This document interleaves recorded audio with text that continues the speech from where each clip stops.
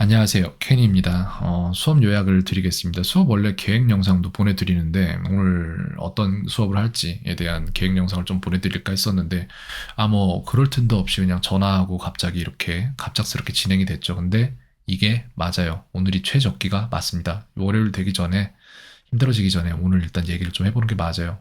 하나하나 좀 같이 얘기를 해봤는데 일단 그게 있어요. 지식과 음식은 같은 케이스라서 잘못 먹은 음식은 체하면은 잘못 먹고 체하면 다시 먹으려고 안 해요. 지식도 마찬가지입니다. 잘못 먹고 체하면 안 먹으려고 해요, 다시. 그래서 그것도 있죠. 어떤 게 있냐면은 인간이 뭔가 행동을 할 때는 그 저변에는 그것이 내게 이득이라는 그런 파악, 어떤 믿음이 있기 때문에 하는 건데 아이는 영어로 공부하는 게 이득이라고 생각해 본 적이 단 한 번도 없을 거예요, 아마. 왜냐면 본인이 배우는 영어는 본인에게 실제로 이득이 아니었으니까. 그리고 자식 이기는 부모 없다는 말도 하잖아요. 그것처럼 아무리 부모님이 좋은 데를 막 많이 보내주고 그래도 아이가 아니다라고 판단하면은 그러면은 마음을 닫아버리면은 그러면 또 배울 수 없는 게 있거든요. 그래서 초등학교 1학년 때부터 막 50단어씩 외우고 이렇게 했다고 하는데 이분은 뇌랑 기억력에 대한 이해가 전혀 없으신 분이고 이분은 지금 학원이잖아요. 근데 심지어는 학교도 교육기관이기 때문에 그러면 안 된다고 생각을 하는데 학교는 또한 평가기관이기도 하단 말이에요. 더 제 생각엔 평가기관의 역할을 더 크게 하고 있어서 저는 그게 굉장히 불만스럽긴 하지만 하물며 학원이라는 곳에서 50단어를 초등학교 1학년에게 주고 그거를 감내하게 한다는 것은 뭐냐면은 50단어를 못 외워낼 아이들은 쳐내겠다라는 어떠한 채로 걸러내는 그런 걸로밖에 제 눈에는 안 보여요. 거기서 꾸역꾸역 살아남은 걸로 보이기 때문에 저는 굉장히 마음이 아픕니다, 지금.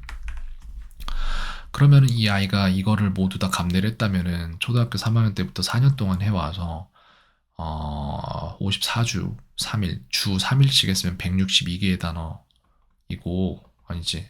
뭐 아무튼 계산이 어떻게 되는지 저도 잘 모르겠는데 지금까지 4년 했으면 계산상 32,400개의 단어 어휘학을 가지고 있는 게 맞거든요. 근데 오늘 같이 수업을 조금 진행을 해봐도 절대 이게 아니거든요. 문제가 있는 거죠. 그죠?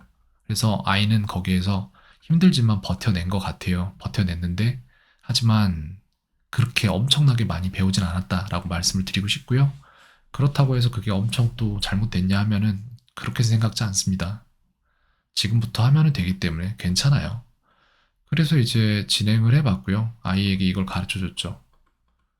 이렇게 해서 문장이 나오는 원리는 되게 간단해요. 그러냐, 그렇다, 아니다, 그러냐. 이 세 개밖에 없어요, 언어에는. 근데 그걸 시제로 이제 언제 그랬냐 이렇게 물어보면 되는 거거든요. 그리고 영어 같은 경우에는 동사가 두 가지라서 행동에 대한 동사가 있고 그리고 또 어떠한 상태에 대한 동사가 있어요. 그걸로 나누면 문장 30개만 가지고도 거의 영어에서 할 말들을 다 할 수 있단 말이 됩니다.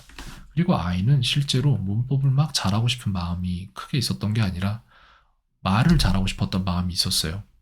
그런 부분이 있었고 그래서 이제 얘기를 좀 해보면서 영어로도 대화를 했는데 재밌네요. 영어로 말하는 거를 제가 말하는 거를 딱히 천천히 말하지도 않는데 웬만큼 알아듣는 모습을 보입니다. 신기해요. 그 부분에 오히려 또 강점이 있을 수도 있겠어요. 그 다음에 다른 부분은 이제 또 뭐 영어에 대해서 궁금한 게 있을까 하고 물어봤더니 투부정사를 잘 모르겠다고 하더라고요. 그래서 투부정사를 가르쳐 줬어요. 근데 항상 그렇듯이 영어가 무슨 부정사라고 하면 누가 어떻게 알죠? 이게 무슨 말인지를 알아야 돼요. 본인이 궁금해서 이걸 찾아볼 만한 시간이 있었어야 되는데 한국 아이들에겐 그런 시간 없죠. 투로 시작하는데 정해지지가 않았기 때문에 그래서 우리는 투부정사로 부르기로 했으면 이게 투부정사예요. 똑같은 투쿡인데 이게 부사적 용법인지 형용사적 용법인지 명사적 용법인지 안 정해져서 부정사인 겁니다. 그렇게 해놓고 이제 각각의 문장들을 보여주고 어떻게 해석되는지를 보여주고 해서 정리해서 주니까 아이는 이거를 이해했어요. 어떻게 하는 건지. 네. 이런 식으로 해서 아이는 일단 자 이건데 배웠다는 이게 아니에요. 이거 어떻게 하다 이렇게인가 보다. 아 맞네. 잠시만요. 이거를 이렇게 할 건데 배웠다고 안다가 아니에요. 이해했다가 아니에요. 그리고 이해했다고 기억했다가 아닙니다. 기억했다고 쓸 수 있다가 아니에요. 이거를 정말 뼈저리게 느끼는 제 입장에서 말씀드리자면은 학원에서 배웠잖아요, 아이가. 여기 전에 다니던 학원에서. 근데 아이가 그걸 이해했다고는 판단되지 않아요. 저는 이렇게 안 가르쳐요.